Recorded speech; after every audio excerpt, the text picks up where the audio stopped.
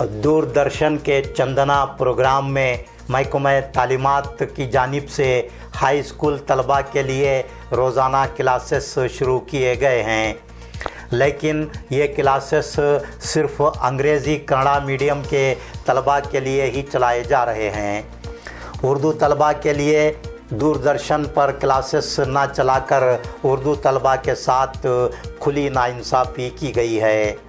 ये टीवी ने उर्दू तलबा के साथ हो रही नाइंसाफ़ी की रिपोर्ट दिखाते हुए मुस्लिम MLAs, MLCs, कायदीन, उर्दू की अंजुमनों, गवर्नमेंट मुस्लिम एम्प्लॉइज़ और टीचर्स की तंजीमों को इस नाइंसाफ़ी के ख़िलाफ़ बेदार करने की कोशिश की थी, लेकिन अफसोस के सारे ख्वाब गफलत में सोए हुए हैं।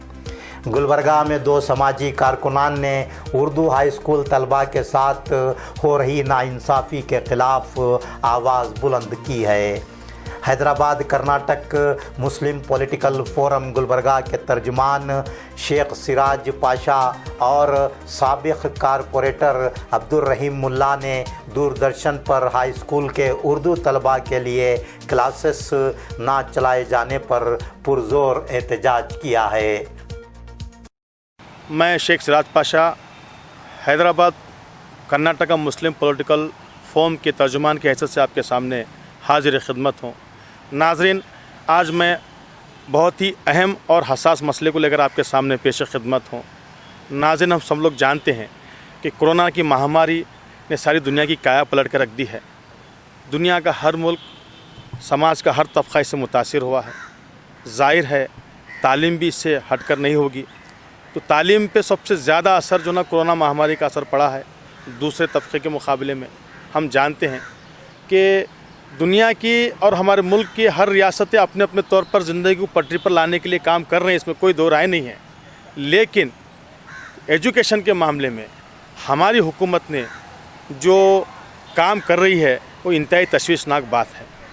हम देखते हैं कि गुज़िश्ता बार Hyderabad Karnataka Muslim political forum की जानिब से SSLC के एग्ज़ाम के मुखालिफ में हमने एहतजाज किया था, लेकिन हुकूमत ने उससे नज़रअंदाज किया, जिसकी बदौलत कई एक बच्चों को जो ना कोरोना पॉजिटिव पाया गया। हमने ख़बरों में भी पढ़ा, उसको नज़रअंदाज किया गया। फिर दूसरी बात यह है कि प्राइवेट स्कूल ने ऑनलाइन बच्चों की क्लासेस स्टार्ट की हैं। गरीब और मुतवस्सित तबका बच्चे कहाँ जाएंगे? तो हुकूमत ने एक कन्नड़ा चैनल जो चंदन है, DD1 का जो सब्सक्राइब है कन्नड़ा में, उसमें जो है ना ऑनलाइन क्लासेस का जो TV पे प्रोग्राम के ज़रिए अपने आगाज़ किया गया। ये बहुत अच्छी बात है। कन्नड़ा क्लासेस का आगाज़ किया गया है, जिसमें कन्नड़ा और इंग्लिश की लैंग्वेज, सिर्फ 2 लैंग्वेज पे जहाँ पर तालीम होगी। सुबह 2 घंटे और शाम 2 घंटे बच्चों की तालीम होगी, जिसमें उर्दू को सिरे से नज़रअंदाज किया गया है। उर्दू लैंग्वेज पूरी दुनिया जानती है कि उर्दू दुनिया की सेकेंड लैंग्वेज है और हमारे मुल्क की भी सेकेंड लैंग्वेज है और इत्तेफाक से हमारी रियासत की भी सेकेंड लैंग्वेज है। किसी भी कौम की पहचान उसकी तहज़ीब उसकी ज़बान से जानी पहचानी जाती है। हमारी हुकूमत का उर्दू के ख़िलाफ़ ये फ़ैसला फ़िरक़ा परस्ताना फ़ैसला है, इंतहाई तशवीक़नाक फ़ैसला है। हम भाजपा गवर्नमेंट की इस फ़ैसले की सख्ती से मज़म्मत करते हैं। हम हर हाल में इस फ़ैसले को जो ना मुखालिफत करेंगे, मुखालिफत करते आ रहे हैं, मुखालिफत करेंगे। हम ये देखते हैं कि जो है कि अब सवाल ये पैदा होता है कि क्या सिर्फ कन्नड़ा और इंग्लिश मीडियम के बच्चे ही तालीम पाने वाले हैं? गरीब तबके में जो हैं, गरीब मुसलमान बच्चे हैं जो अपनी मादरी ज़बान उर्दू में तालीम हासिल करते हैं, वो लोग कहाँ जाएंगे? और जिन बच्चों के पास जो पढ़वाने वाले जो टीचर्स नहीं हैं, उर्दू टीचर्स, वो कम से कम हुकूमत का ये फ़ायदा उठा सकते थे प्रोग्राम के ज़रिए। वो बच्चों को भी जो ना उर्दू में क्लासेस के लिए मौका नहीं मिलेगा। तो इससे हुकूमत के इस फ़िरक़ा परस्ताना फ़ैसले से उर्दू मीडियम के जो मासूम बच्चे तलबा हैं, उनका मुस्तक़बिल ख़तरे में पड़ सकता है। तो हम ये देख रहे हैं कि इतनी बड़ी महामारी जिससे सारी दुनिया सकते में है, उसके बावजूद भी बीजेपी गवर्नमेंट अपनी फ़िरक़ा परस्ती से बाज नहीं आ रही है। तो अब सवाल ये पैदा होता है कि क्या हम लोग आखिर ये लोग देश को किस तरफ ले जा रहे हैं, हमारे मुल्क को कहाँ पर हमको ये ले जा रहे हैं। इतनी बड़ी जो है ना महामारी फैलने के बावजूद भी ये लोग जो है ना मुल्क में जो है फ़िरक़ा परस्ती की जो लहर है वो अपनी लहर बराबर क़ायम किए हुए हैं। हम इस फ़िरक़ा परस्ती की लहर को हम रोकने के लिए हम सबको आगे आना चाहिए।